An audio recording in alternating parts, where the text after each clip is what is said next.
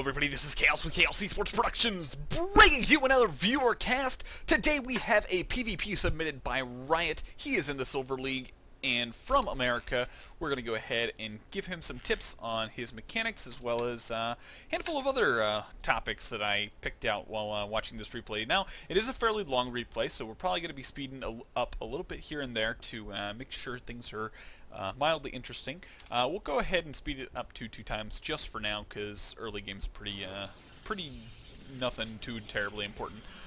So everything's going to be good as with his build up until the scout. Now, we'll go ahead and speed it up just a little bit just to get to the scout. The big things with this game that I saw was a couple different things. You got a little bit lack of understanding of the unit compositions and things that you should probably consider, as well as things to do while you're under pressure. You get yourself into kind of a sticky situation here early game, because you're sitting here like trying to focus on microing while not doing anything back at home. Actually, let me go ahead and back it up just a little bit, just to give you a flavor of what the deal was. So your cybernetics course finishing up here, you're focusing very, very heavily, or I guess you're not really focusing. So you focus on getting your gateways up before your cybernetics core, which is a little bit of an issue, but while you were scouting, you actually stopped probe production completely. So you lost yourself about 3 probes. As you can see, you are behind a couple probes, but you know, nothing drastic, but those type of small errors add up as you get into the early game, or into the mid game. So gonna go ahead and speed up. So you're gonna see this probe come in, you're gonna see him plant down his pylon, which is a indication that he is going to be applying pressure. Now, you have 2 zealots out on your side of the field. This is where I think you make a little bit of a mistake. Now, you are building units. Your warp gate research is pretty good. As you can see from production, he's not building warp gates, so that's kind of a mistake on his part. But you have the upper advantage because you have defender's advantage. Now, with these 4 units, this is where you need to be pushing out. You need to be going and seeing, okay, is he planting a proxy pylon a little bit further away from my base? Does he have units on my side of the base? You need to be figuring out whether or not your opponent is going to try and do something early game, early pressure, because you want to be ready for it. And with your warp gate already done, you can already start warping in units and getting things going. So by not pushing out and checking on this, you're going to put yourself kind of in an awkward situation, as we'll see here shortly. So, going to get your mothership core up. Things are pretty standard so far. Just going to be doing that. Now, see, you're waiting to see what your opponent does, rather than being active and going out and seeing what your opponent is doing in your front base. You know, right now, this army actually, should win against this. I mean, he's only got 3 zealots and 2 stalkers. You've got 3 zealots, 2 zealots, 3 stalkers, and 2 sentries. So there's no reason you shouldn't be able to win this. Plus, you've got your mothership core, so you can time warp fairly shortly from now, and you can obviously continue warping in stalkers. So this is the time when you need to be scouting, not in 5-6 seconds when his warp gate is done, his +1 is done, and he's already warping in units outside of your base. And so this is where you start to go into panic mode. Now, your first response is to go ahead, get your 4th gateway, because you probably are thinking, hey, he's probably doing a 4 gate, but you also go ahead and get the robotics facility. Now, robotics facility, in my opinion, is probably your best option. Since you don't know what's going on, void rays are probably not a good option. And you see that he's got primarily stalkers with a handful of zealots, so you know that he's going to be able to deal with any low void ray counts. So now we get into the scenario of unit compositions. Now, unit compositions, especially early game for PvP, you're going to want to favor. Now, I'm not saying majorly favor, like from a percentage standpoint. That's what I'm trying to say.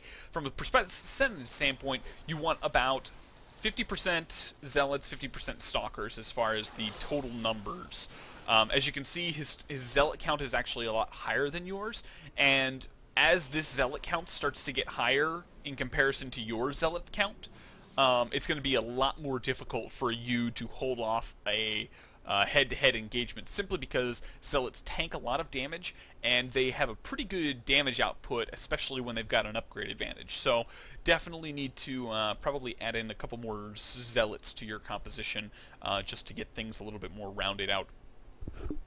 Make your build or make your composition a little bit more effective. So going to be getting out immortals, definitely a must at this point. You're kind of like, what advantage do I have? Well, tech advantage. So I'm going to be doing that. Now, you pretty much stand here. You know he's just kind of chilling outside your base, doing his things. All of them are smoking cigars and having a grand old time. Meanwhile, back at his base, he's expanding, teching up, and getting things underway on his side of the base. Now, at this point, he is very comfortable going back. Honestly, I would say in his perspective, going back right now is perfectly acceptable, just because he has the advantage as far as the economy and the upgrades. So he's doing a really good job of keeping you contained, and that's why that initial scout out here to see what the heck was going on is very, very crucial. So at this point, I believe you start to think about moving out. As I speed it up and you immediately move out. So you come out here and you start to push him back. You actually get a couple free kills, which is quite nice. And he's not too happy about it. So he's going to go ahead and back off now, and then you're going to take out the pylon, and now you're left with one of two options. One, you have to either A, expand and hope that you're not too terribly far behind, or B, counter.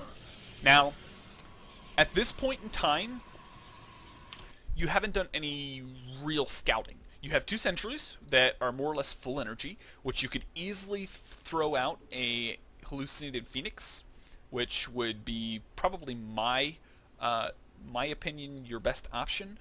Throwing out that hallucinated phoenix, one, gives you the opportunity to see, okay, how saturated is his natural, if his natural is up, as well as what is he doing in his main. Is he continuing to tack up? Is he getting more gateways? Is he, what type of army composition is he go for? These are the types of questions that you need to be trying to get answers for, because if you don't know that, you don't know how to tailor your own composition to counter it.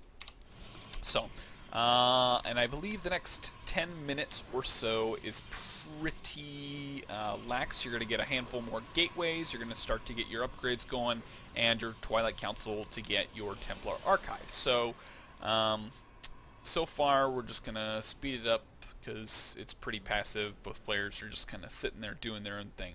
Now, you do make one very bold move, which I think is probably the appropriate move, only for the situation. As far as like supply and things like that, you're pretty even. The only downside is you've got an upgrade disadvantage, and your economy is probably a little bit behind his. You're catching up to his probe count, but he's still building probes.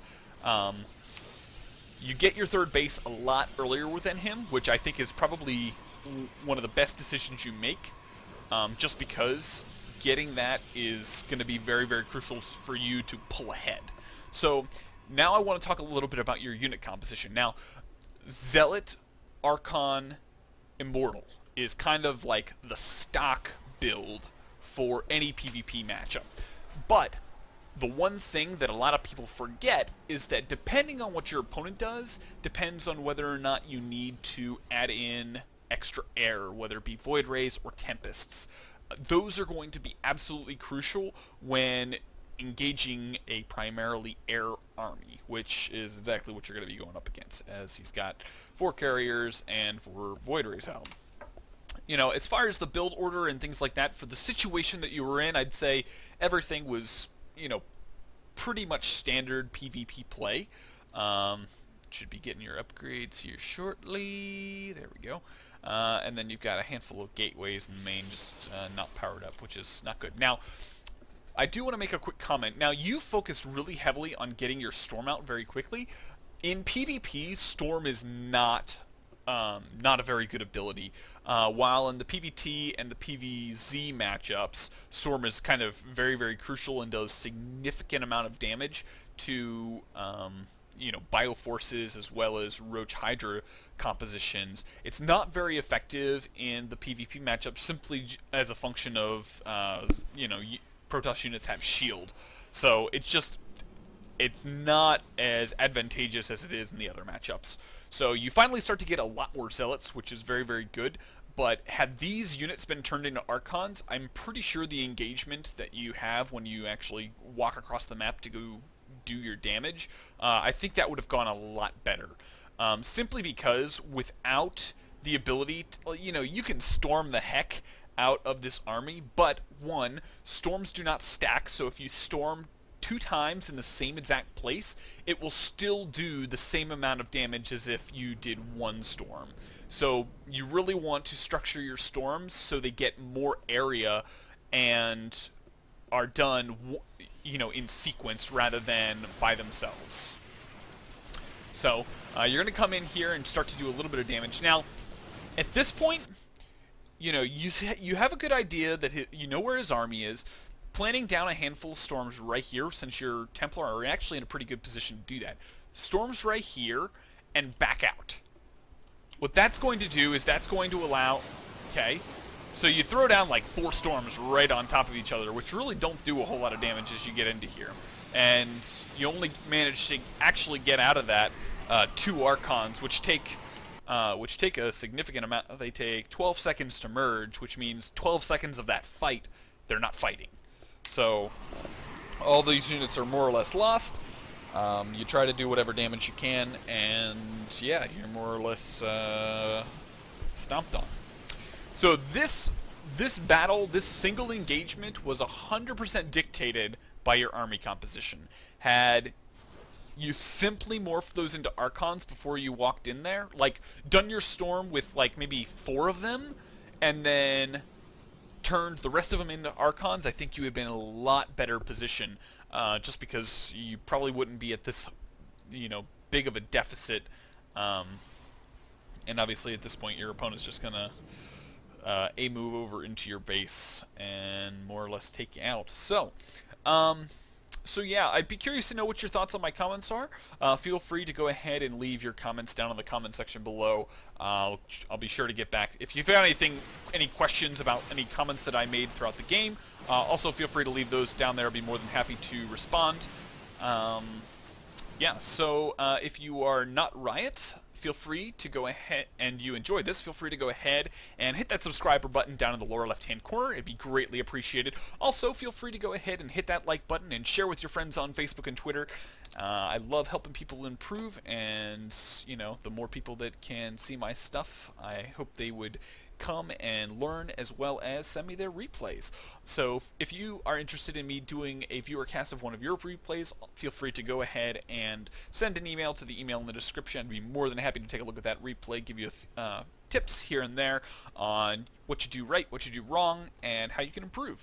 So I think the big takeaways from this game, I would say, is early game, if you see aggression coming, be sure that you can't engage it down on the lower ground before turtling up.